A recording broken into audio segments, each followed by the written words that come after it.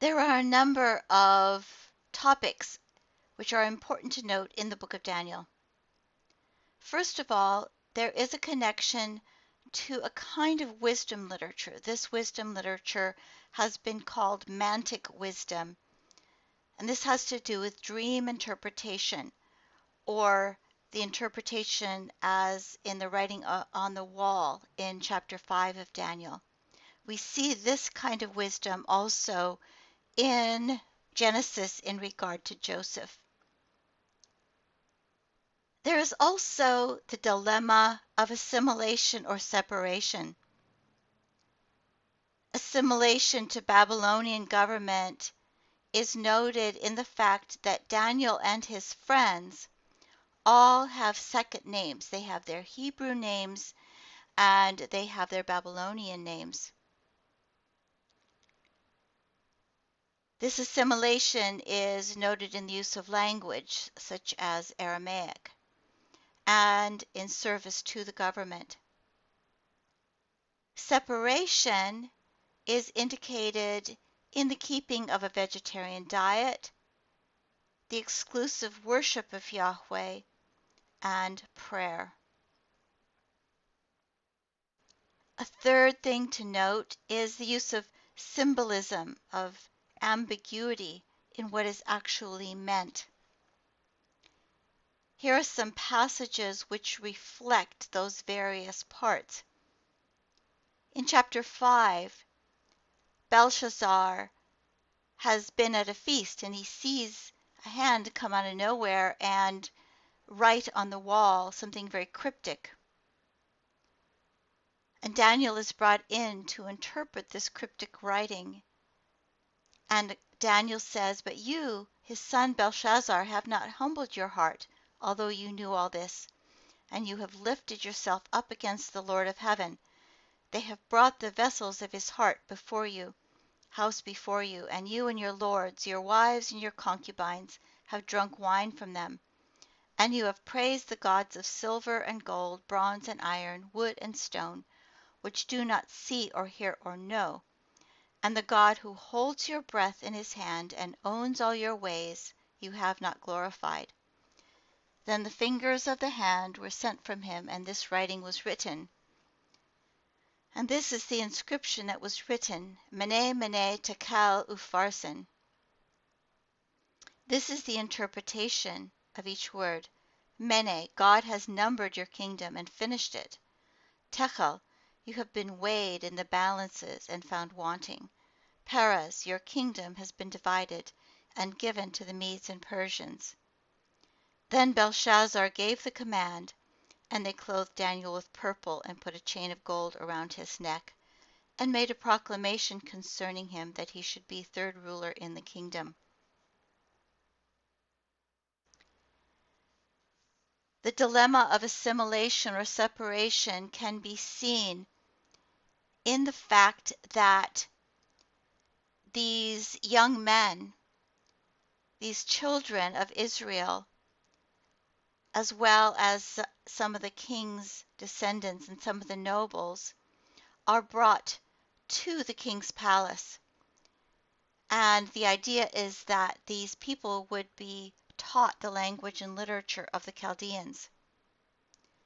And yet, Daniel makes a separation. He proposes that he would not defile himself with the king's delicacies or wine. Also, in chapter 3, Shadrach, Meshach, and Abednego, and those, by the way, are their Babylonian names, refuse to serve the gods or worship the gold image which Nebuchadnezzar has set up. In chapter 2, we see this use of symbolism and ambiguity. For example, there's this image standing before the king in his dream. Its head was of fine gold, chest and arms of silver, belly and thighs of bronze, its legs of iron, its feet partly of iron, partly of clay. He watched while a stone was cut out hands, which struck the image on its feet of iron and clay, and broke them in pieces. Then the iron, the clay, the bronze, the silver, and the gold were crushed together, and became like chaff from the summer threshing floors. The wind carried them away, so that no trace of them was found. And the stone that struck the image became a great mountain and filled the whole earth. Well, as you can see, it's not self-evident what this is referring to. It needs special interpretation, special wisdom to get at it. Again, in chapter 8, we have a ram. Who does this ram stand for? Is it Persia, which had 2 horns? Is it Media and Persia? Then I saw the ram pushing westward, northward, and southward. And as I was considering, suddenly a male goat. Who does this refer to? Is it the Seleucids that followed Alexander the Great? Then I saw him in verse 7, I saw him confronting the ram. He was moved with rage against him and attacked the ram and broke his horns. So there's a lot of symbolism and ambiguity here. There's not a clear meaning about who this is referring to.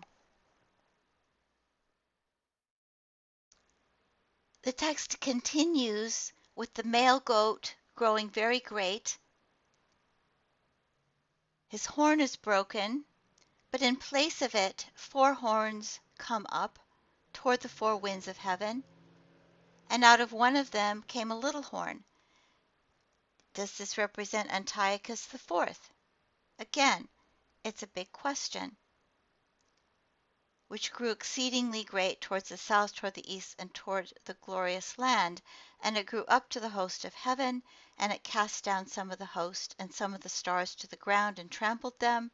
He even exalted himself as high as the prince of the host, and by him the daily sacrifices were taken away, and the place of his sanctuary was cast down. Does this refer to the time of the Maccabees, when the daily sacrifices of the Jews were replaced by those of the Greeks and Romans?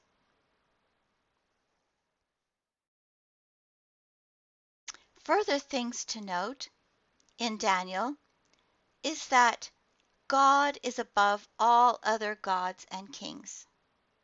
And even sometimes that is confessed by foreign kings.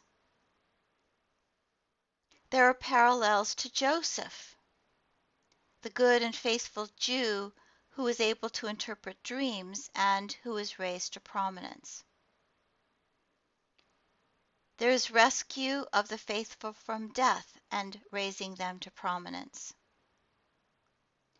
There is the coming of the kingdom of God and the rule of the holy ones, which also includes resurrection. And there is throughout the use of visions and night visions and dreams. The theme that God is above all other gods and kings is declared, for example, in chapter 4. King Nebuchadnezzar, to you it is spoken, the kingdom has departed from you, and they shall drive you from men, and your dwelling shall be with the beasts of the field. They shall make you eat grass like oxen, and 7 times shall pass over you, until you know that the Most High rules in the kingdom of men and gives it to whomever he chooses.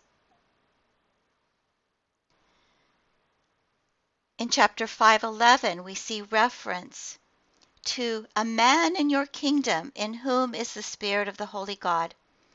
In the days of your father, light and understanding and wisdom, like the wisdom of the gods, were found in him.